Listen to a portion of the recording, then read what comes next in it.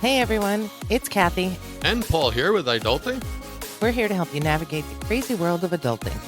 Because let's be real, it's a wild ride. We'll be dropping tips, sharing stories, and maybe even spilling some embarrassing secrets along the way. So get comfortable, grab your favorite drink, get ready to laugh, learn, and level up your adulting game. This is iDulting. Don't forget to like, follow, and or subscribe, and share this podcast. Head over to iDulting.com for more information and to submit questions for us about iDulting. And maybe even pick up some of our new merchandise. And if you know any fellow adults who need some guidance, send them our way. And feel free to share this podcast freely out there. We'd like to get our numbers up. Welcome to the episode, everyone. Today we are going to talk about appropriate attire. Understanding appropriate attire is a key part of iDulting and showing respect in various situations. It's not just about fashion, but about communication and social intelligence. And since everybody knows I'm an expert at fashion, we decided we should probably bring our local expert in on this. So tonight we have our first ever guest on the iDulting podcast. I'd like to welcome Brooke to the show. Hi, if you hear me speaking, that would be Brooke. Hi, Brooke. Thanks for coming in and helping us out with this. No problem. I'm actually really excited for this. I've never done a podcast. So we thought we would kind of do a Q&A. We'll ask you some questions and maybe you can give us some input on what you think at your age and where you're at in your job. All right, hit me with them. All right, before we get the questions, do you have a little background in fashion? Compared to our old self, what's your age category for our guests?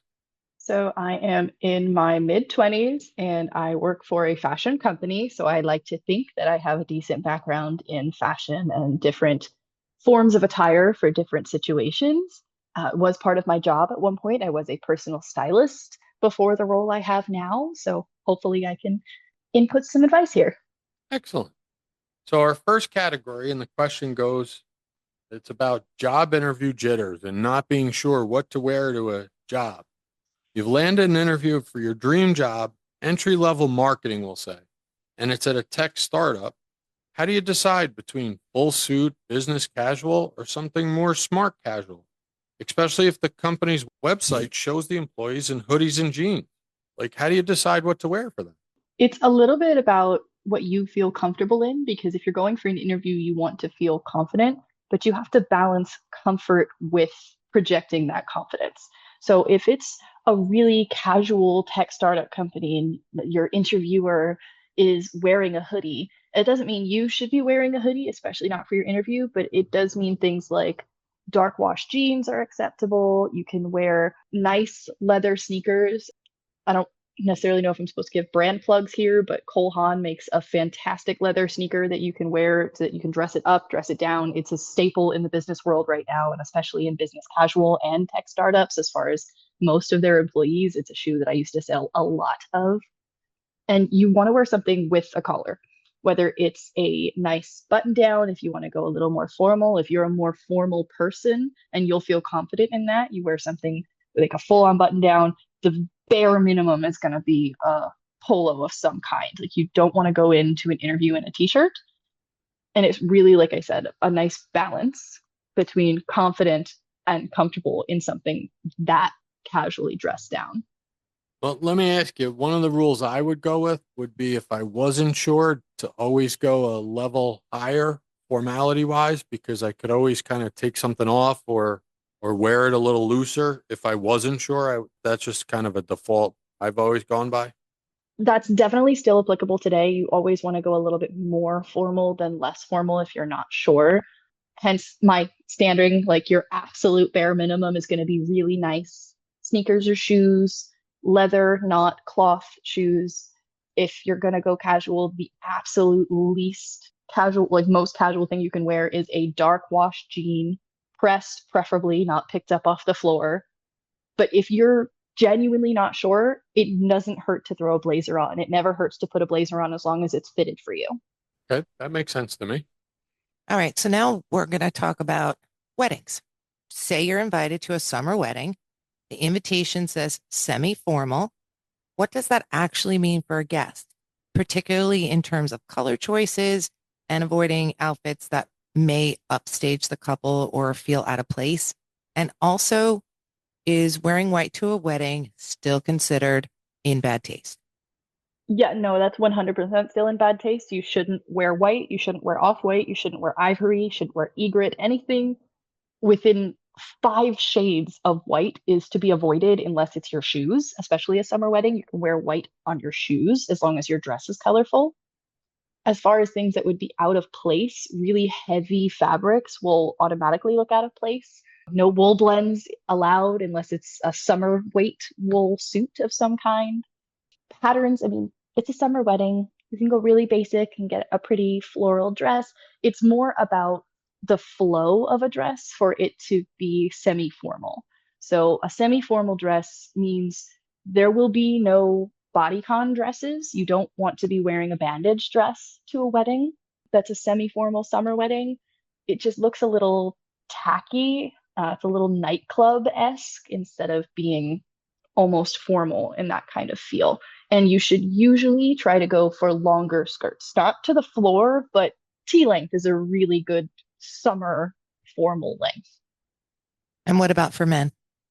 So for men, suits are always acceptable. You, like I said earlier, don't want to be wearing a thick, heavy wool blend. You want to try and find a linen suit if you're going to wear one, or at least a summer weight wool, which will have different blends in it. So it'll be significantly lighter. Your colors can also be super light in the summer.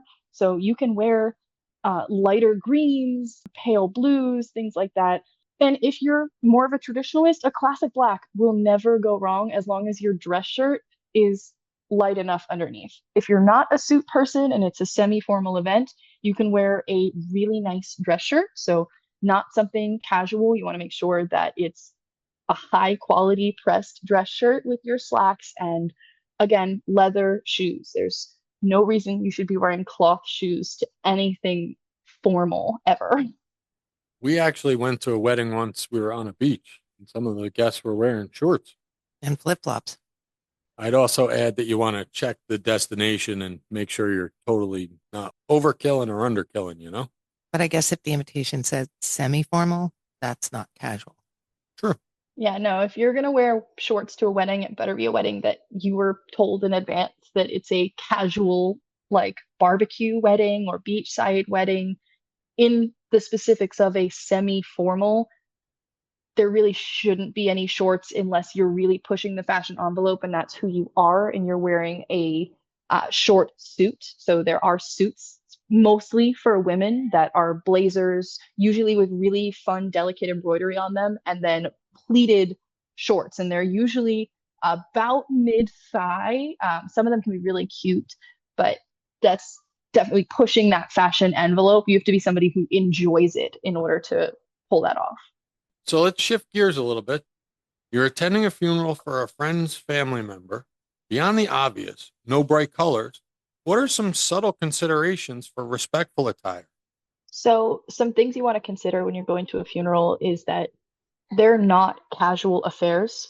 No matter how casual you think that family or that group is, a funeral is a place of mourning. It's a place of gathering. You want to be making sure that you're showing that respect in the way you dress. I'm not saying it has to be all black all the time from your head to your toe. I understand that sometimes you can do navies, you can do darker grays, you can break it up a little bit depending on what type of funeral. A funeral I went to recently requested that everybody wear something green, but there's a way to balance that by keeping your appearance highly tailored. You want to make sure you don't show up like a slob because you're there to respect somebody's passing. Well, I can also tell you that I've been told many times that wearing red, like wearing a red tie, is an absolute no-no at a funeral. I haven't personally heard that outside of once or twice, but definitely bright colors are to be avoided. Red itself it comes in a lot of different shades. So if you're wearing a bright red tie, yeah, that's a little out of place. But if you're wearing a really deep garnet that goes really well with your suit, that's still a darker, subtle toned tie. Like that's not something that I think would be a faux pas, so to speak, at least not in traditional Western funerals. Okay, so we're saying more jewel tones and earth tones versus neons. Don't wear a neon. Not unless it's a very specific type of funeral. Okay, so once again, switching gears, here's our next question. First date dress code. You have a first date planned. It's a casual coffee shop during the day, but you still want to make a good impression. What's the balance between looking effortlessly cool and showing you put in effort without looking overdressed or underdressed for the setting? I've never been somebody who does underdressing. I'm not entirely sure how to address that, but the real secret to looking effortlessly cool on a first date is really feeling yourself. You want to feel fantastic in your outfit, whether that outfit is a nice t-shirt with an open button down over top with some jeans for the guys, if that is a pretty summer blouse with a skirt, however you end up dressing, you want to feel comfortable and confident. If you put the outfit on and you feel like it's too much, take it off, start over. First dates are about feeling comfortable in yourself and presenting yourself to another person. And I would add from the male perspective, I always wanted to show effort in how I dressed, meaning not that I would overdress or underdress, but I wanted to make sure I was pressed and squared away whenever I was trying to make a first impression. But you always put an effort into how you dress, even today, 30 years later, not trying to impress me. Even when you're just home, you always look nice. True, but especially for any first impression, I would definitely be putting that little bit more attention to detail. Yeah, and I do have to say, if I went on a first date with someone and they showed up in sweats, like sweatpants, if we weren't going to the gym, I don't think we're getting a second date. I mean, I've been on dates with people who showed up in sweatpants, not first dates, and it's still not acceptable no matter how long you've been dating.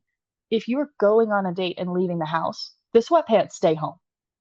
So now we're going to talk about a topic that is a minefield, navigating the business casual trap. You've started your first business casual office job. What are common misconceptions about this dress code? And how can you tell if your workplace leans more dressed up casual or borderline formal when the rules aren't explicitly explained to you? So finding which way you're leaning, whether it's dressed up casual or borderline formal, has a lot to do with the kind of job you have. So when I was a personal stylist, one of the things I used to do a lot was take specifically young men, because I worked in the men's floor at the time, and they would be straight out of college. They'd have their first real internship, and they'd come to me and they'd say, "Well, it's business casual." And the first question I asked after that is, "What do you do?" Because if it's your first internship and it's business casual and it's a tech company, you're going to be leaning more towards the dressed up casual. You're going to be way more accepting in wearing things like dark jeans, those leather sneakers that we were talking about. You're probably only going to be expected to wear a blazer once a week, if that. You're still going to want one or two, a blazer and a sports coat, but polos are going to be totally acceptable. Even really nice t-shirts under your blazer is probably okay. If you're working in finance, don't even look at the jeans. Don't even try. Your version is going to be way more borderline formal. You're going to want slacks. They don't need to be pressed, but they're not going to be jeans. You're going to want loafers alongside your sneakers for a casual day. If you're working in the city, sneakers are slightly more acceptable than if you're not, just because of the amount of walking you have to do. You're going to want a full suit, at least one, maybe two, depending on how serious you are and what firm you're working for. It's much more strict. And these are the things you'll learn once you're in the office. But before you get there, your field wildly determines which side of that spectrum you end up on. Okay, so a really quick question for you. What's your feel on sneakers, cowboy boots, like anything that's not an office shoe? Like, where does that fall in the going to work? Is it acceptable to wear a sneaker? Is it acceptable to wear a cowboy boot? Is it acceptable to wear a work boot? Like that kind of thing. If we're still talking about most office jobs where we're looking at the places of business that will have a written dress code that states somewhere business casual, work boots really are not something that you should be wearing. There's very few that can kind of get past that shine test in order to see what's going on and look elevated enough. Cowboy boots are probably not something most people will be wearing, at least here on the East Coast. I'm specifically in from the Northeast, so that's where most of my experiences and my knowledge is. I am sure there are places out there where a cowboy boot is okay, but that's not something you want to have locked and ready to go until you've worked there for a while and really gotten a feel for the office interactions. Sneakers are 100% okay in most business casual locations. As I just said, if you're in a tech startup, you're going to wear sneakers almost every day. However, they're going to be a very specific type of sneaker. You're not going to roll up in your Nikes or your beat up Pumas. You're going to show up in a clean sneaker. It is going to be most likely leather of some kind because those are an elevated sneaker that you can wear in the office and would be considered almost as good as a loafer. It's not quite as formal, they're a little more comfortable. Those are totally acceptable. Well, we are out of time, my dear, but thank you so very much for your input and your knowledge. It is greatly appreciated, and this is definitely a topic we wanted to cover. And if you would like more information about fashion or anything, feel free to reach out to us via the website, give us a message, and we'll get back to you. Yeah, I'll swing by and let you guys know my thoughts. So just want to let you guys know that we are partnering with Dubby Energy Drinks. And if you are a person who drinks Dubby or are interested in drinking Dubby, if you go to www.dubby.gg and order Dubby, and in your discount code, type iDulting10, you'll get 10% off your purchase. Just remember, you've got this, iDults. Keep your head up, your spirits high, and keep adulting with us. Go forth and conquer the world, or at least your to-do list. And don't forget to like, follow, and or subscribe. Tell your friends, share the podcast, and head over to iDulting.com for more information and to connect with us. See you on the next episode. Be safe.